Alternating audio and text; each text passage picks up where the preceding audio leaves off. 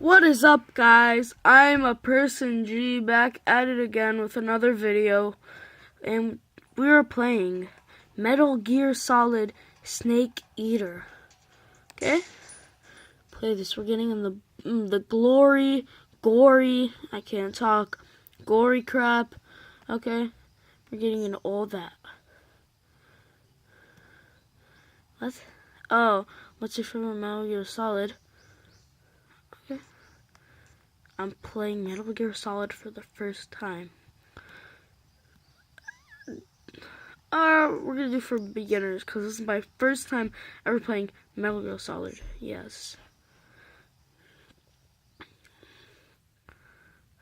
I will be fixing my camera, guys, just to let you know. But I just wanted to experience. After the end of World War II, Wait, I won't. I'll try not to talk. East and West. This marked the beginning of the era called the Cold War.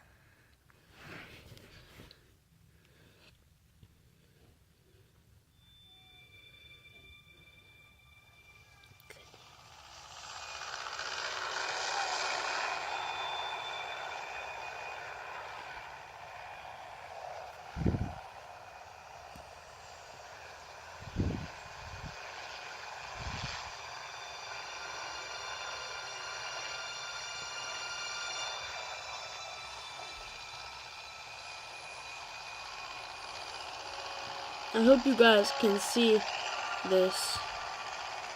By the way, you'll be seeing my hands a lot. Flying over Pakistan, altitude 30,000 feet. Approaching Soviet airspace. 20 minutes to drop off. Commencing internal depressurization. Equipment check. On main parachute. All right. You ready to go? Drop zone still showing a high pressure mass. Cav okay. Good. We've got high visibility.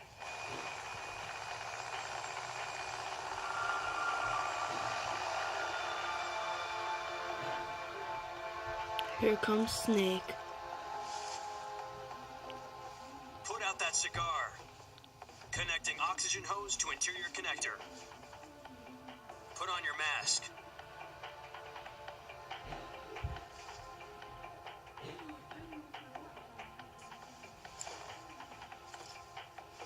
Does this panty waste know what he's doing?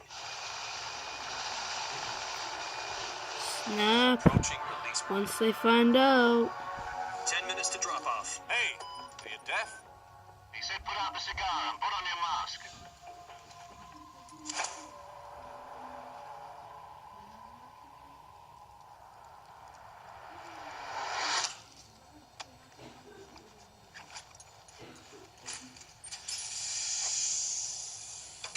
Depressurization complete.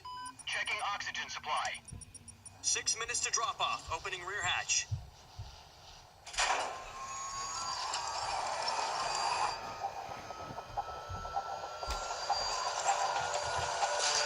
Sunrise.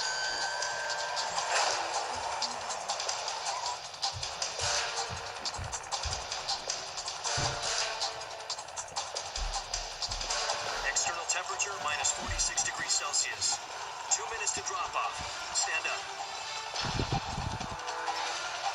I'm sorry about the glitches. This is an old game. 30 miles per hour. Try not to get frostbite from the wind chill. 1 minute to drop off. Move to the rear. Activate bailout funnel. This is one for the history books. The world's first Halo jump. 10 seconds to drop off. Stand by. Status okay. All green. Prepare for drop off. Countdown. 5, 4, 3, 2, 1. Spread your wings and fly. God be with you.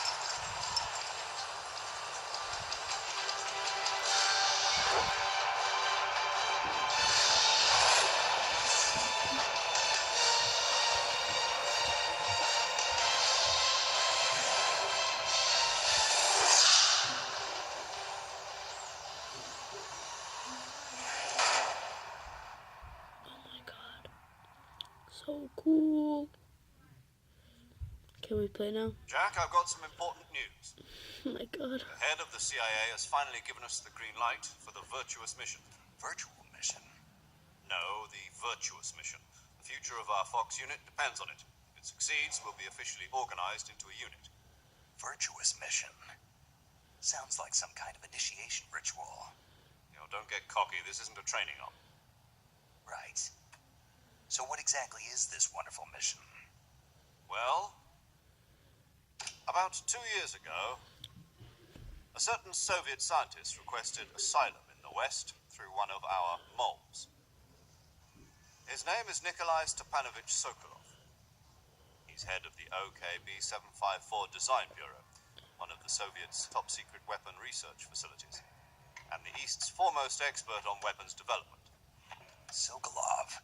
Isn't he that famous rocket scientist? The very same. On April the 12th, 1961, the Soviets achieved the first manned spaceflight in history. The Earth was blue, but there was no God. Well spoken. The rocket that carried Yuri Gagarin to orbit was the A-1, known as the Vostok rocket. Sokolov is said to be the man most responsible for the multi-engine cluster used in that rocket. After Gagarin's flight, Sokolov left rocket development to become the head of the newly established Design Bureau. From a lowly technician to head of a design bureau, that's quite a success story, so why do you want to defect? It seems he'd become afraid of his own creations. Afraid? Call it a crisis of conscience. And for that, he left his country and his family behind and went over the fence? Not exactly. One of his conditions was that his family was also to be taken safely to the West. We used a mole to get the family out first and succeeded in sneaking Sokolov over the Berlin Wall shortly afterwards. I was the one who conducted the operation. The security on the eastern side was still full of holes back then. Then what? We got Sokolov over in one piece, but the whole ordeal had left him exhausted, and we checked him into a hospital in West Berlin. It took him 2 weeks and more than 600 miles to get from the research facility in the Soviet Union to Berlin. He was in no condition to say anything coherent. And it was only a week later that we had something much bigger on our hands. The Cuban Missile Crisis. October the 16th, 1962, President Kennedy received word that the Soviets were in the process of deploying intermediate-range ballistic missiles in Cuba. The President demanded that the Soviets dismantle and remove the missiles. At the same time, he announced a naval blockade to prevent further missile shipments from reaching Cuba. But the Soviets didn't back down, instead placing their armed forces on secondary alert. Soviet transport ships carrying missiles continued on course towards Cuba. US and Soviet forces went on alert for an all-out nuclear war.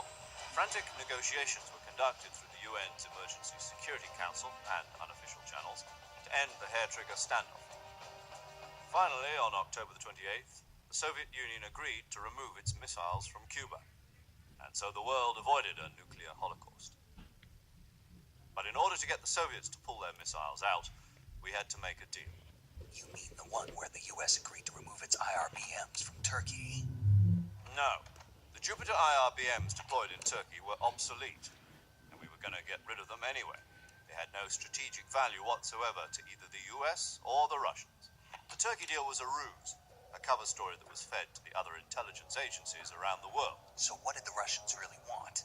Sokolov. They wanted us to return Sokolov. You mean the Soviets pulled out of Cuba just to get their hands on Sokolov? That's right. What the hell was he working on? At the time, we had no idea.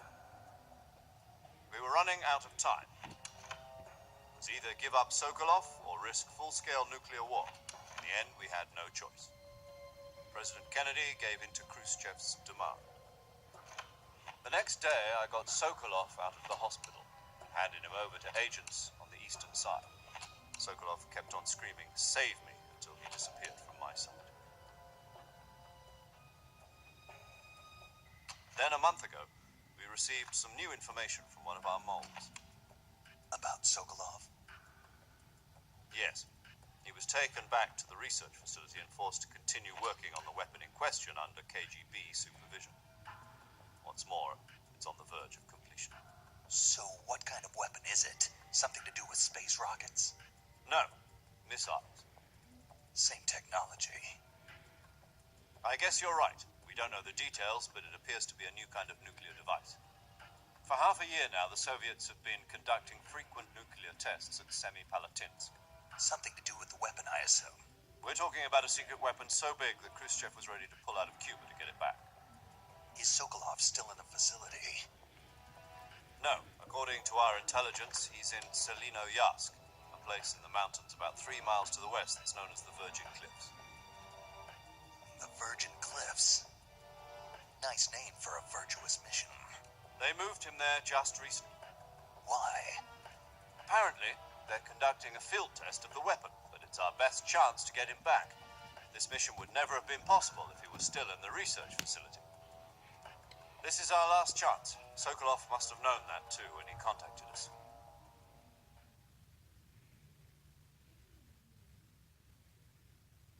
Can we play now? Finally. Oh my god, we can't play.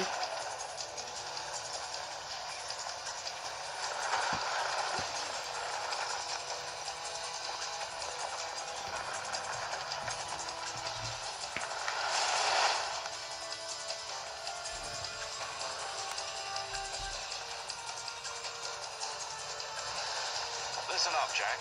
Your mission is to infiltrate Selino-Yarsk in the Soviet mountains, ensure the safety of Sokolov, and bring him back to the West.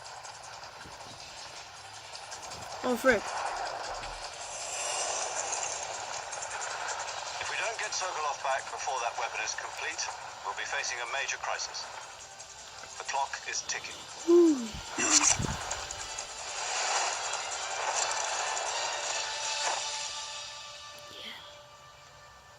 Once we've confirmed the rescue of Sokolov, stand by at the recovery point.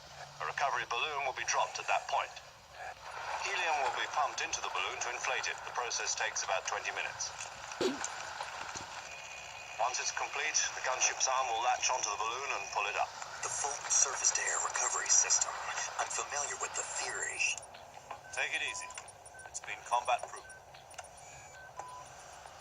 Do you think Sokolov is up to it? The shock will be less than during a parachute jump, and the arm can handle up to 500 pounds. So you're planning on going over the border in a single combat talon?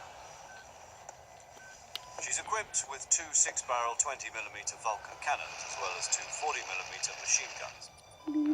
Sounds like she could hold her own against a battalion of tanks. Even with the fuel in the reserve tank, we're facing a so 4-hour bored. time limit. If all goes well, it shouldn't take more than a few hours. Home in time for dinner. But if anything goes wrong, you'll be eating dinner, breakfast, and all the rest of your meals in the jungle.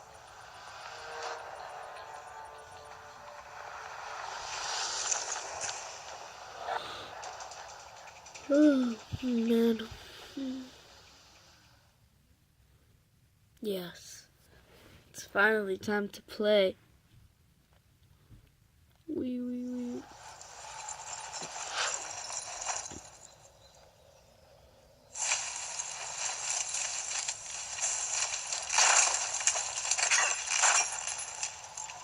Oh my god. He's so dead.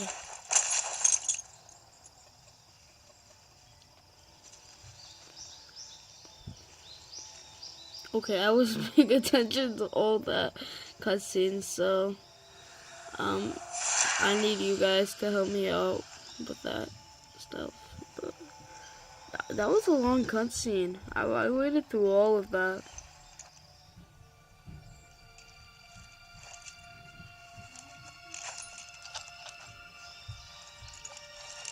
He's like, oh crap, I'm gonna die.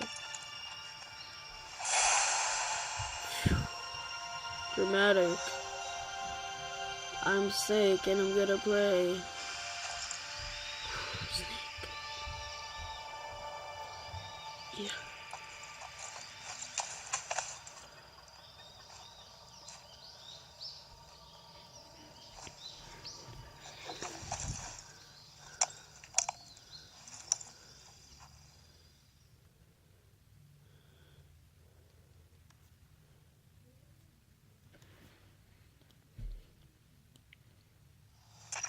Do you copy? You're already in enemy territory. Somebody might be... Okay, I think that's enough for today. This has been going off long enough. So, until next time, peace.